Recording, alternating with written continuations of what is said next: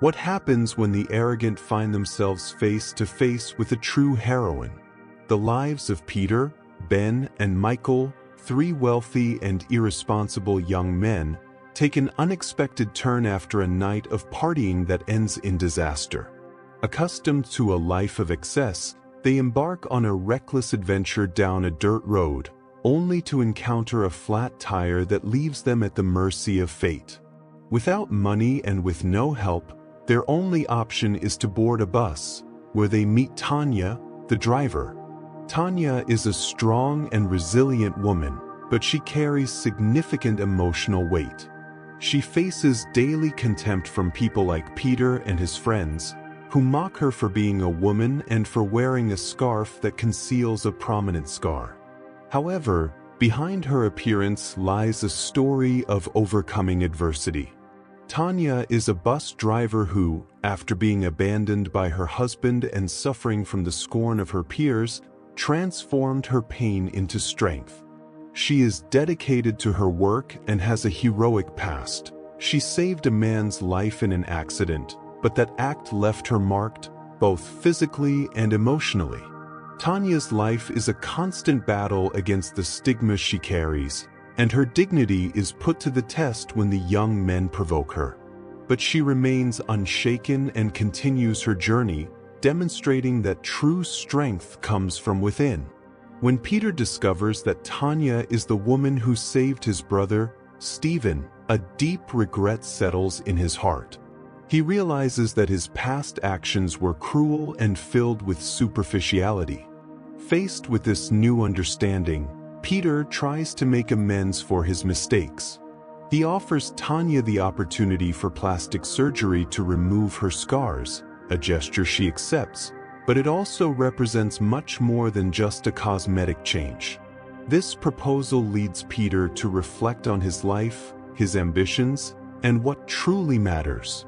He reconnects with his family and begins to abandon his self-destructive habits, seeking a greater purpose. The connection between Stephen and Tanya also deepens, revealing a possibility of love that blossoms amidst the chaos. The story culminates in a moment of redemption, where Peter takes responsibility for his actions, and Tanya finally receives the recognition and gratitude she deserves. The journey of the three young men transforms, showing that it is possible to change, learn, and grow from life's most challenging experiences. As the bus continued down the dusty road, Peter, Ben, and Michael sat in silence, reflecting on what had happened. The atmosphere inside the vehicle was heavy, and Tanya's presence as the driver seemed imbued with a silent strength. The scar that crossed her face was a constant reminder of her struggles and, for the young men, an indication that they could no longer continue being so superficial. Peter, in particular, began to feel the weight of his actions. He remembered the cruel laughter they had exchanged, how they had mocked Tanya, and how now he saw her in a new light. The truth was that while his friends lived in a bubble of wealth and carefreeness, Tanya carried the burden of a life filled with challenges. The contrast was striking and, in some way, disconcerting. After a few minutes, the bus came to a sudden stop. A group of boys, not much older than they were, was playing soccer in the middle of the road. Tanya tried to pass, but one of the boys, noticing the presence of the bus, kicked the ball toward the vehicle, causing her to swerve. Peter stood up impulsively and went to the door, determined to confront the boys. "Hey, what do you think you're doing?" he shouted. The bravado in his voice was evident. The boys laughed, unconcerned with Peter's tone. "And who are you? A rich kid who thinks he can boss us around? Look at what you are." One of them pointed at the scarf Tanya was wearing, laughing, and that struck Peter like an arrow. At that moment, he realized he was about to repeat the mistakes of the past. The anger he felt toward the boys was mixed with the shame of having behaved the same way. He hesitated. The impulse to confront them was replaced by a wave of reflection. What was he defending? the image of an arrogant young man or the dignity of a woman who had proven to be stronger than any of them? Tanya's gaze, turning toward him, was a mix of expectation and disappointment. He took a deep breath and, instead of fighting, decided to return to the bus. "Let's move on," he said, and Tanya nodded, relieved. The young men didn't know it, but this small defeat in that moment was a sign that something was changing inside Peter. As the bus continued its journey, he began to pay attention to Tanya. She spoke with the passengers, told stories, and her smile was genuine. Peter was impressed by the way she handled the difficulties, and he realized that his own life was full of privileges he had never valued. Ben, who had always been the jokester of the group, began to feel uneasy. The energy on the bus was no longer the same. He remembered the parties, the girls, the fame they had for being the cool guys at school, but all of that seemed so empty now. "Hey Peter, are you okay? You're acting strange," he said, trying to break the ice. Peter simply looked out the window, lost in his thoughts. Michael, on the other hand, felt threatened by Peter's change. He didn't want his friend to become someone different. He needed Peter to remain the anchor of their adventures, someone who kept them on the path of fun and carefreeness. "Come on, man, don't be like that. Look at her, she's just a bus driver," Michael said, but his words sounded hollow. That night, as the bus stopped in a small town for the passengers to have dinner, Peter stayed behind. He watched Tanya interacting with the people around, feeling increasingly drawn to her courage and determination. What he didn't know was that Tanya's story was just beginning to intertwine with his. The challenges ahead would not only be external but also an internal battle that Peter would have to face. He found himself at a crossroads: follow the same old path where superficiality reigned, or dive into a new world where true strength and courage were valued. The journey was just beginning, and he knew that each step would be crucial for his growth. Meanwhile, Tanya, noticing the subtle change in Peter, began to wonder if he truly had the capacity to redeem himself, to become the person she always believed he could be. And so, amidst laughter and confrontations, the challenges of life began to shape the destiny of each one of them. As the night wore on, the bus stopped at a small restaurant. The smell of home-cooked food filled the air, but Peter couldn't focus on anything other than his own thoughts. The image of Tanya, chatting and laughing with the other passengers, seemed to shine in his mind, contrasting sharply with the empty laughter of his friends. He felt an urge to approach her, to hear her stories, but an inner voice held him back. The fear of what his friends would think kept him bound like a chain. Ben and Michael, on the other hand, were not as concerned with Peter's introspections. They were more focused on having fun. "Come on, men. What are you going to order?" Ben questioned, pulling Peter into the restaurant. "It has to be something that makes you forget this weird phase," he added, trying to provoke a reaction. Peter merely smiled without enthusiasm, while his mind still wandered between the new feelings that overwhelmed him. He sat at the table with his friends, but the conversations about parties and girls no longer seemed interesting. He watched Tanya from afar, noticing how she moved easily among those people, as if she were at home. What had once been disdain was now transforming into admiration.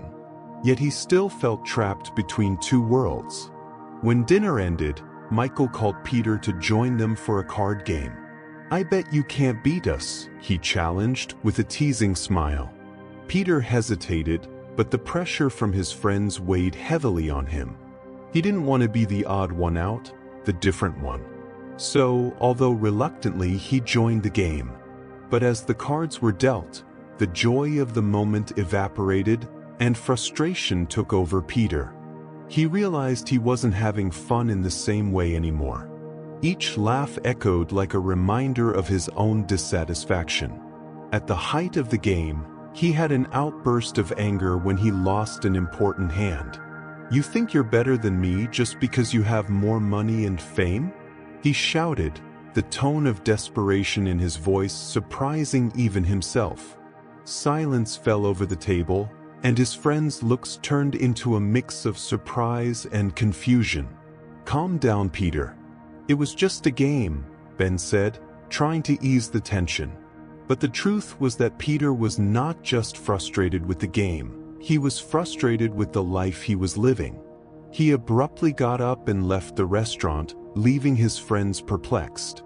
The cool night air hit him like a punch to the stomach. He needed space, time to think. As he walked alone, he encountered Tanya in the parking lot, organizing some things on the bus. "Are you okay?" she asked, her gentle tone contrasting with the coldness he had found among his friends. Peter hesitated, but the sincerity in her voice made him open his heart. He began to talk about his life, his insecurities, and how the pressure to be someone he wasn't was becoming unbearable. Tanya listened attentively, her eyes filled with understanding. "Sometimes, the pressure of the world can be overwhelming. But you have to find your own voice, Peter. Don't let yourself be carried away by what others expect of you," she said. Her words felt like a balm, and Peter began to realize that he could be more than just the rich or popular guy. He could be authentic. But Peter's internal struggle was just beginning. Upon returning to the bus, he found his friends waiting. "Where have you been?" "I was worried," Michael said, with an expression that mixed concern and disdain. "You can't just leave like that." "We're in this together," Ben added, trying to maintain camaraderie. Peter realized that even as he tried to break free from expectations, his friends still wanted him to fit in. "I don't know if I can keep doing this," he said, his voice trembling. "I'm not who I used to be anymore. And I don't know if I want to go back to being that way." Peter's words had an immediate impact. Michael and Ben exchanged glances and tension grew. "So you're going to leave us?" Michael asked, frustration showing in his voice. "You're going to choose that woman? That life? This is madness." Peter felt torn. On one hand, there was the pressure to maintain his identity, and on the other, the allure of a more meaningful path. He knew that the decision he made now could affect not only his friendships but also who he would become. As the night deepened, the bus became a metaphor for his own life, a confined space filled with voices and expectations, but also a place where he could finally make a decision. The road ahead was uncertain, and the fear of what might happen enveloped him, but there was a spark of hope. He had begun to see a new horizon, and that was a first step towards a transformation he never imagined was possible. Peter sat back down on the bus, his heart racing and his mind agitated. Tanya's words echoed in his thoughts, like a mantra he couldn't ignore. He looked at his friends, who were murmuring among themselves, still trying to understand his reaction. The atmosphere was tense, and he felt time was running out to make a decision. An unexpected event, however, was about to change everything. As Peter tried to articulate his emotions, a loud noise caught everyone's attention. The bus shook, and a scream cut through the air. Someone had knocked hard on the door, and when they all looked toward the entrance, a group of young people rushed in, their expressions urgent. They were strangers, but the intensity in their eyes was alarming. "You need to get out now. The place is packed, and the police are coming," shouted one of the newcomers, breathless. Panic spread quickly among the passengers. Ben and Michael stood up, their faces shifting from fun to concern. "What's happening?" Ben asked, with a look that mixed confusion and fear. Peter felt the weight of the situation. Adrenaline began to surge through his veins, and he realized that this moment could be a turning point. He had spent so long worrying about fitting in, about being accepted, that he hadn't considered what really mattered. He looked at his friends, who were now frozen, and saw that the camaraderie that once seemed unshakable was crumbling in the face of an unexpected challenge. "We need to go," Peter shouted, his voice more assertive than he expected. He didn't want to be a passive spectator in his own life anymore. This could be the opportunity to assert himself, to be someone who helped instead of just being helped. He stood up and began to push his friends toward the exit. "Let's go." But as everyone moved, Peter noticed that the group of strangers was trying to protect the passengers, ensuring no one was left behind. He remembered Tanya's words about finding his own voice and decided it was time to act. Instead of just going with the flow, he turned to one of the young people who had entered. "What's happening exactly?" he asked, trying to understand the urgency. "A group of people is causing trouble outside. They're not trustworthy. The police are trying to control the situation, but we don't know how long it will last," the young man explained as he pulled Peter outside the bus. In that moment, something ignited within Peter. He realized that, just like in life, some situations require courage and decision. He no longer wanted to be the kid hiding behind popularity or money. He wanted to be someone who cared, who fought for what was right. As they exited the bus, the cool night air mixed with the tension of the moment. The group of strangers was splitting up, helping passengers out safely. Peter moved forward, keeping a close eye on his friends.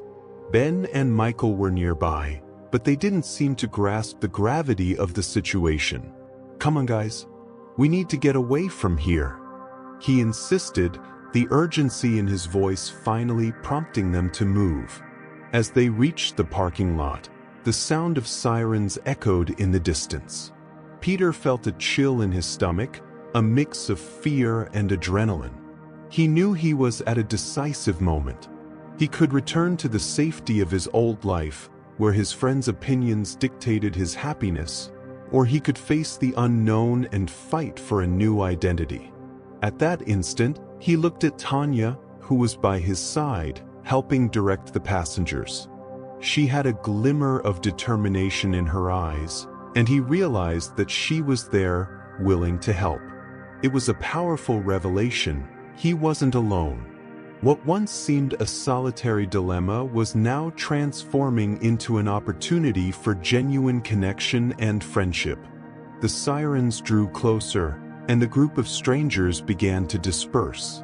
Peter understood that life was about to change him in ways he could never have imagined. He could stay trapped in the illusory safety of his past or venture into an uncertain but authentic future.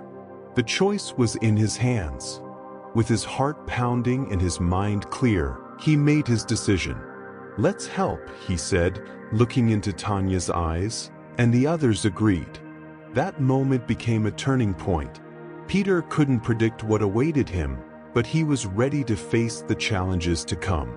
He had found the courage to be himself, and that made him stronger than any label he had ever worn. Peter felt the weight of the decision he had made. Looking at Tanya, he realized that this choice affected not only him but everyone around him.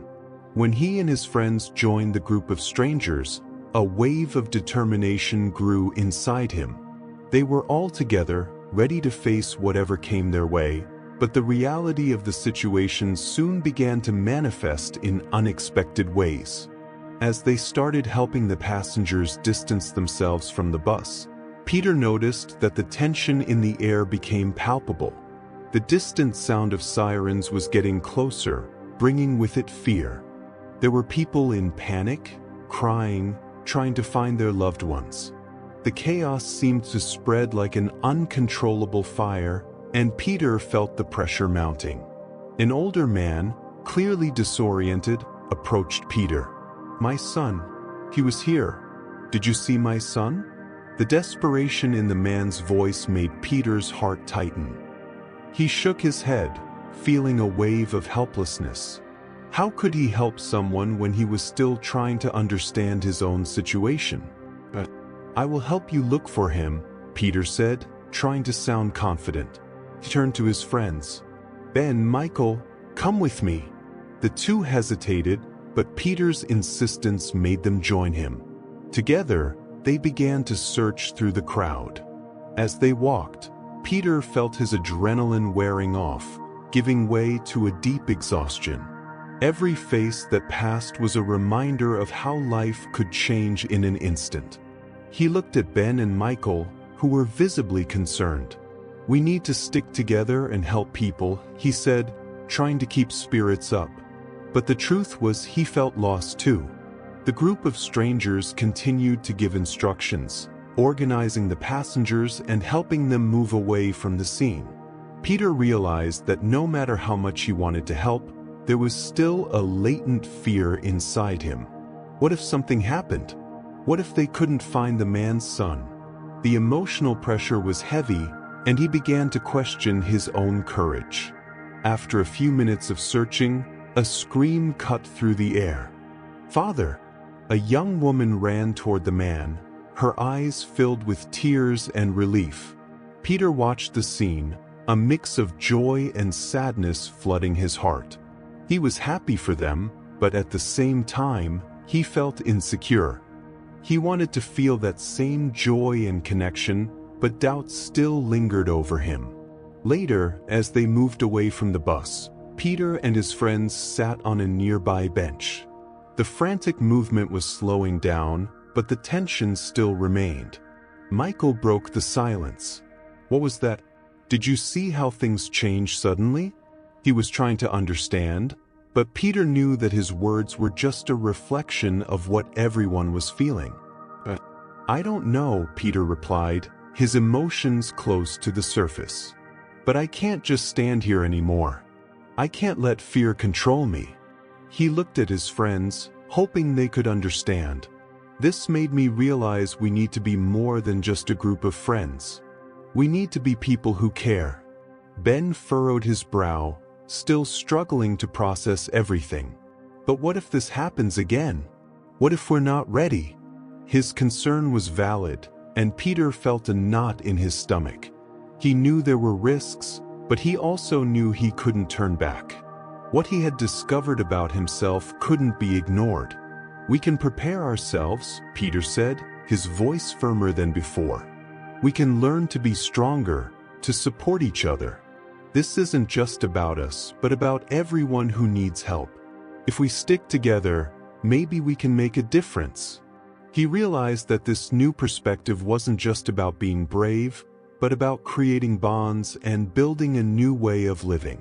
As the group dispersed and the sirens faded away, Peter knew that this event would change their lives forever. There was a new understanding among them, a new connection that hadn't existed before. He looked at Tanya, who was talking to one of the young people from the group of strangers, and smiled. Life was full of challenges, and those difficult moments were shaping not only his character but also his friendships in ways he never imagined. The decision he had made that night was not just a choice, it was a new beginning. With his friends by his side, Peter began to understand that true courage wasn't just about facing fear, but about being willing to care and act on behalf of others. He knew the journey would be long and filled with obstacles, but now he was ready to face them, not just for himself, but for everyone who crossed his path. "I will help you look for him," said Peter, trying to sound confident. He turned to his friends. "Ben, Michael, come with me." The two hesitated, but Peter's insistence made them join him. Together, they started searching through the crowd. As they walked, Peter felt the adrenaline wearing off, giving way to a deep exhaustion. Every face that passed by was a reminder of how life could change in an instant. He looked at Ben and Michael, who were visibly worried. "We need to stick together and help people," he said, trying to keep up the spirits. But the truth was that he also felt lost. The group of strangers continued to give instructions, organizing the passengers and helping them move away from the scene. Peter realized that, as much as he wanted to help, there was still a latent fear inside him. What if something happened? What if they couldn't find the man's son? The emotional pressure was heavy, and he began to question his own courage. After a few minutes of searching, a scream cut through the air. Dead. A young girl ran toward the man, her eyes filled with tears and relief. Peter watched the scene unfold, a mix of joy and sadness flooding his heart. He was happy for them, but at the same time, he felt insecure. He wanted to feel that same joy and connection, but doubt still lingered in his mind. Later, as they moved away from the bus, Peter and his friends sat on a nearby bench. The frantic movement was slowing down, but the tension still remained. Michael broke the silence. What was that? Did you see how things changed so suddenly? He was trying to understand, but Peter knew that his words were merely a reflection of what everyone was feeling. I don't know, Peter replied, his emotions close to the surface. But I can't just stand here anymore. I can't let fear control me. He looked at his friends, hoping they would understand. This made me realize that we need to be more than just a group of friends. We need to be people who care. Ben frowned, still struggling to process everything. But what if it happens again? What if we're not ready? His concern was valid, and Peter felt a knot in his stomach. He knew there were risks, but he also understood that he couldn't turn back. What he had discovered about himself couldn't be ignored. We can prepare ourselves, Peter said, his voice more resolute than before. We can learn to be stronger, to support one another. This isn't just about us, it's about everyone who needs help. If we stick together, maybe we can make a difference. He realized that this new perspective was not just about being brave, but about creating bonds and building a new way of living. As the group dispersed and the sirens faded, Peter knew that this event would change their lives forever. There was a new understanding among them, a new connection that hadn't existed before. He looked at Tanya, who was talking to one of the young people from the group of strangers, and smiled. Life was full of challenges, and those difficult moments were shaping not only his character but also his friendships in ways he never imagined. The decision he made that night was not just a choice, it was a new beginning. With his friends by his side, Peter began to understand that true courage was not just about facing fear, but about being willing to care and act on behalf of others. He knew that the journey would be long and full of obstacles, but now he was ready to face them, not just for himself, but for everyone who crossed his path. Peter realized that by opening up to others, he was also opening up to himself. He began to trust more in his own abilities, accepting that he didn't need to have all the answers. With the support of Ben and Michael, he learned that vulnerability could be a strength. The friendships formed amid the chaos became a foundation, helping him grow and see the value in the little things. Over time, Peter started to apply the lessons he had learned. He became involved in community activities, helping those facing similar difficulties. Life was no longer just about seeking material success. His understanding of what it meant to be successful had changed. He found richness in human connections, empathy, and the desire to make a difference. Peter's transformation didn't happen overnight, but every step he took toward the unknown made him stronger. He learned that even in the face of challenges, it was possible to find hope and light. And so, he moved forward, resolving his internal conflicts and embracing life with a new purpose, always surrounded by friends who were now more than companions. They were his chosen family. Night fell over the city, and the flashing lights of the sirens illuminated the surroundings, creating an atmosphere of urgency and uncertainty. Peter was now at the center of an emotional storm, facing the greatest challenge of his life. The scene unfolding before him echoed the chaos he had witnessed earlier, but now it was different. He was no longer a passive witness. He was part of the solution. As the screams and despair filled the air, Peter realized he needed to act. The group of strangers had dispersed, but he felt a responsibility on his shoulders. The older man who had lost his son was still wandering the area, the pain on his face a constant reminder of what was at stake. Peter's gaze met Ben and Michael's, who were watching him with anticipation. They knew something had to be done. "We need to find more people who can help," Peter said, his voice steady despite the fear consuming him. He didn't know how, but he was determined to make a difference.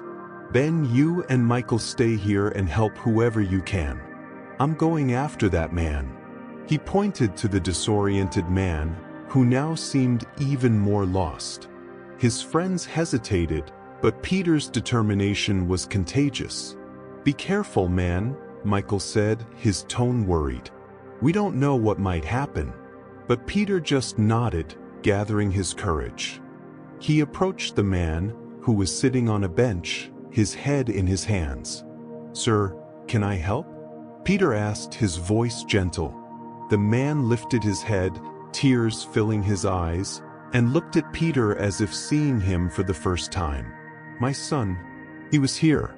I can't find him. Where is he?" The pain in the man's voice hit Peter like a punch to the stomach.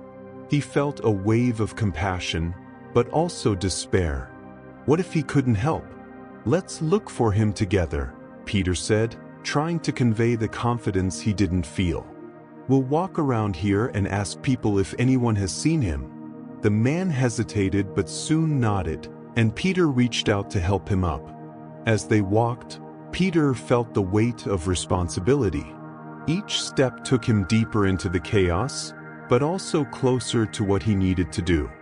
He began asking every person they encountered if they had seen the man's son. With each negative response, his heart tightened a little more, but he couldn't give up. And then, amid the crowd, a female voice caught his attention. "Dad." The young woman ran towards them, her eyes shining with hope. Peter and the older man turned, and the scene that unfolded before them was pure emotion.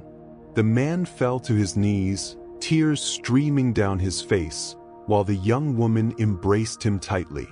The joy that radiated from that reunion was like a balm for Peter's soul.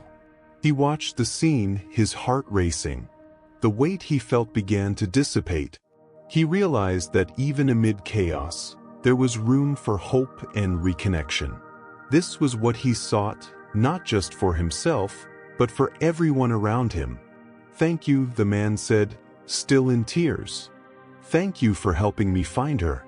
The words were simple but carried a deep weight. Peter felt that, in that moment, he had fulfilled his purpose. He had overcome the doubt and fear that haunted him, finding strength in empathy and action. As the man and daughter walked away, Peter turned to Ben and Michael, who were watching him with admiration. "We did this together," Peter said, feeling a wave of emotion. "It's not just about us. We're here to help each other." Ben smiled and Michael patted Peter on the back. "You had courage. I don't know if I could have done the same." The admiration in their eyes solidified the friendship that was now deeper. He realized that by opening up to others and allowing himself to feel, he had created bonds that transcended fear. The night advanced, and the sirens now sounded more distant. The chaos was easing, but the transformation within Peter remained. He learned that true strength did not come from the absence of fear but from the willingness to face it and act on behalf of others. And so, he decided that this experience would not just be an isolated event, but the beginning of a new path. He looked at his friends and smiled, knowing that together, they could face any challenge. Life would continue to be unpredictable, but now he was ready to embrace uncertainty, guided by a new understanding of what it meant to be human. What had once been a burden had now transformed into a new purpose, and Peter's journey was just beginning. The scene unfolded slowly around Peter. He watched the man and his daughter walk away, disappearing into the crowd that was beginning to disperse.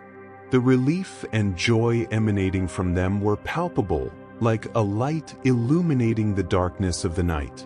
Peter felt a wave of gratitude for having been part of that moment, even if it was small.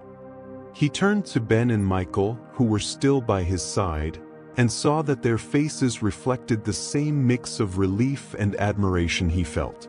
"That was incredible, what we just did," Ben said, breaking the silence that had formed between them. "I didn't expect you to be so brave, Peter." "I didn't feel brave," Peter replied, shaking his head. "But I realized I couldn't just stand still.